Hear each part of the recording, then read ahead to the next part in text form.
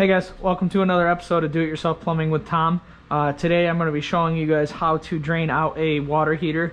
This one we're working on today is a Bradford White. By doing a yearly maintenance on your water heater, it will significantly lengthen the life of the heater and also keep it running at its best efficiency. When we say the best efficiency, what happens is over time the calcium buildup and the mineral buildup in the tank, in the interior tank where your potable water sits, it'll all filter down to the bottom of the tank, and as it sits down there it'll start rusting on the bottom of the tank, and that's when you start getting leaks into the burner plate and the hot water heater starts leaking on the floor and has to be replaced. So what we will do to start out with is we'll shut our water supply off. This is the cold water going into the heater. Most heaters you'll actually see where it marks at hot and cold. If it doesn't mark it hot and cold, or there's no blue and red plastic pieces, the cold is always on the right side of your exhaust. We've got the water supply shut off going into the heater. For this project we are going to need a pair of channel locks, a screwdriver, and a washing machine hose. Usually on a basement like this I would run a garden hose over to a floor drain, but in this house they don't have a floor drain or a basement bathroom where we can run the garden hose to completely drain the heater. So we're going to be draining 2 buckets today. This is a fairly new heater, so we're not taking as much debris out, but if you did have to drain out the whole thing, what you would do with your gas control is shut it into the off position. Because we're only draining out 2 buckets today, which is normal yearly maintenance. Most people don't have to drain the whole thing. They just drain out a little bit just to stir it up in the bottom and get most of that deposits out. But what you do is turn it down to the pilot mode. What that will do is keep the flame down below, but it won't ignite the burner. So we are going to hook up our washing machine hose to the bottom there, and we will put our hose into our red bucket here. And this is the drain valve. So we've got the water shut off and we've got the drain valve on this heater. The drain valves are going to be all different on different heaters. This one's a quarter turn, so as you can see my screwdriver's in the off position now, but if I crank it over it's going to be in the on position. Sometimes you'll have a plastic valve and you just have to open it all the way up, and then when you're finished you just close it up. So we got this in the pilot light. You can see that on our status symbol. I am going to turn this on now and it'll start draining the heater into my bucket.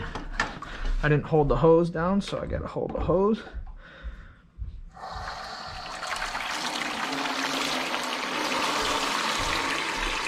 So we're draining the heater down now. We had pretty good pressure there. Sometimes you'll have a vacuum inside the tank, and you might have to open up your pressure relief valve. When you do open up your pressure relief valve to break the vacuum, what you do is you put a bucket underneath just to catch any water that comes in and open up your valve, and that'll speed up the flow of your water going into your drainage bucket. It is kind of common to get a little bit of water out of the TMP because the water is draining down from the heater. So that's why we always keep the bucket here below it. But we will take down about a bucket out of here, and then I will also fill that other bucket. And once that is fully done, I will get right back to you guys on how to turn your water heater back up, fill your water heater back up, and get you guys back up and running. All right, guys, I've got 2 buckets fully drained out. You can kind of see some of the crap that was in the heater itself down at the bottom there floating. Some of these chunks are the ones that first come off when you turn on the valve, but that's all just the crap that sits down inside your heater. We do got those 2 buckets taken out of there. So what I did is I turned my water hose back on, and I've got my valve closed back down, my TMP valve. So I'm going to disconnect the hose, all the water out of there, throw that off to the side. We got our water back on here. Now, guys, the one thing that you do want to watch for the next few days is the TMP valve. This is a temperature and pressure valve, and it's a safety device on your heater. If it is dripping after a few days, you're going to want to replace it. Anytime you have any issues with this valve, you never want to repair it. The reason it's called TMP valve, it's temperature and pressure. And why that is if this thing ever went above 150 degrees, this would drain off. It would start dumping out full. Or if you ever get a spike of pressure from the city, this thing's also going to dump off at 210 PSI.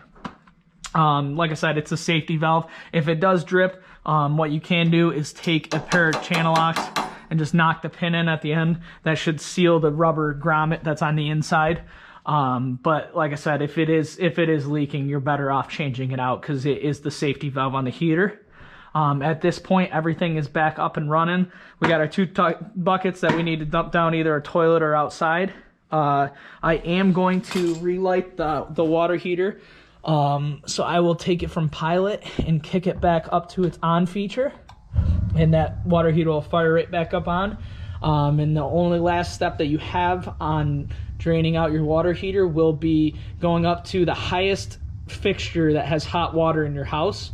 On this house, it's going to be a second floor lavatory faucet. So we're going to go out there and run some water just to bleed out some of the air that was left inside the tank. All right, guys, I just got up to the second floor. Like I said, this is the highest fixture inside the house, and it is the easiest to blow the air out of the lines. So what we will do to start out with, we will just turn the hot water on. You're going to get a little bit of air.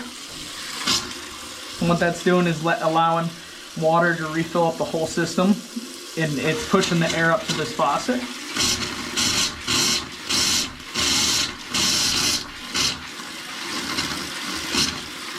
And after about a few seconds, depending on how much air you left in the tank, it will fully be drained out of air and filled with water. And it looks like we just got to that point. Project complete. As always, thank you for watching another video of Do-It-Yourself Plumbing with Tom. Please leave me a comment down below of the videos you guys would like to see in the future. If this video helped you guys out in any way, hit the like button and subscribe for more future content.